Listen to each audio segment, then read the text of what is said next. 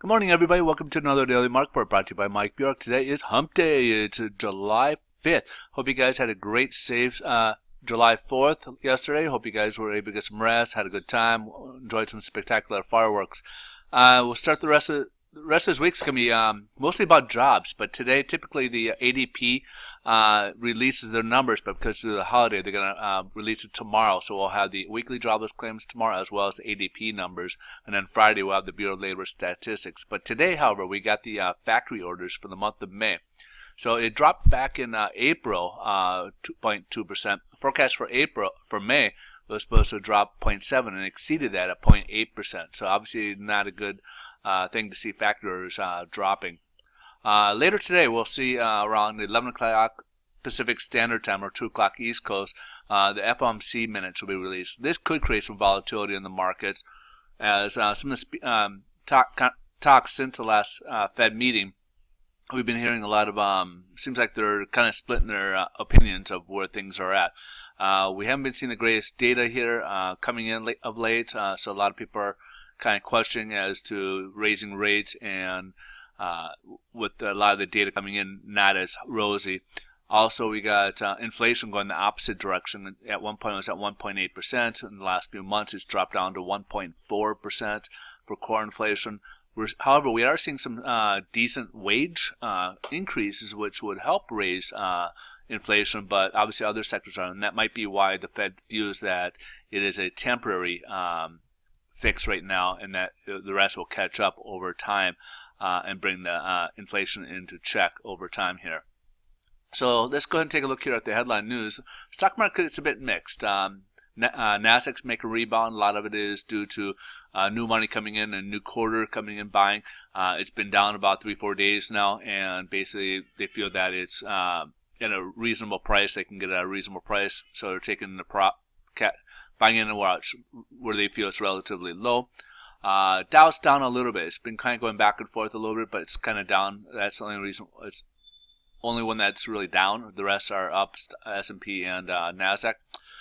So it's partly of it's due to, of course, as I mentioned, the factors being a miss, but oil dropped a bit. And the reason why oil dropped a bit is because the Russia declined the suggestion of OPEC. They decided, they were talking about making further cuts to try to raise the prices, and Russia basically declined that notion. They don't want to cut any more production than the previous agreement here.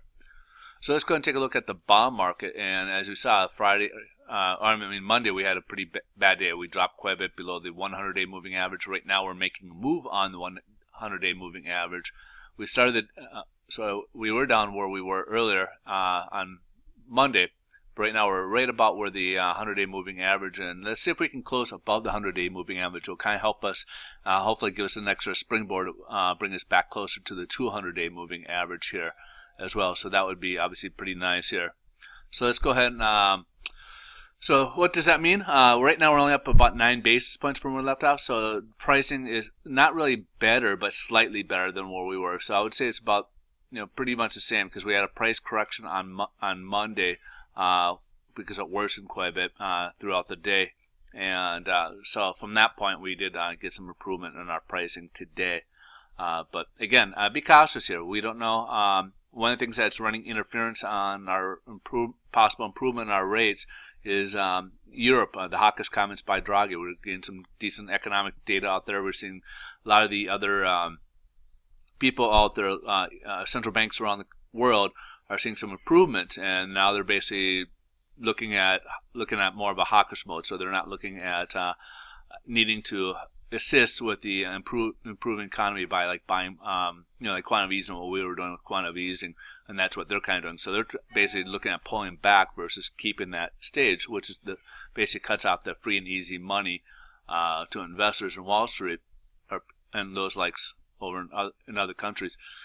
So as that happens, and they're feeling more confident about things, some of that investors' money is going not pulling out of our mortgage-backed securities, but it's going to like the German Bund. So the German Bund went from the 0.2 range all the way up to 0.4, which is approaching the 0.5% range here. So it doubled within a week time frame here. So that's what's kind of creating a little bit of pressure on our rates as of late. So let's go ahead and so that pretty much concludes it for today.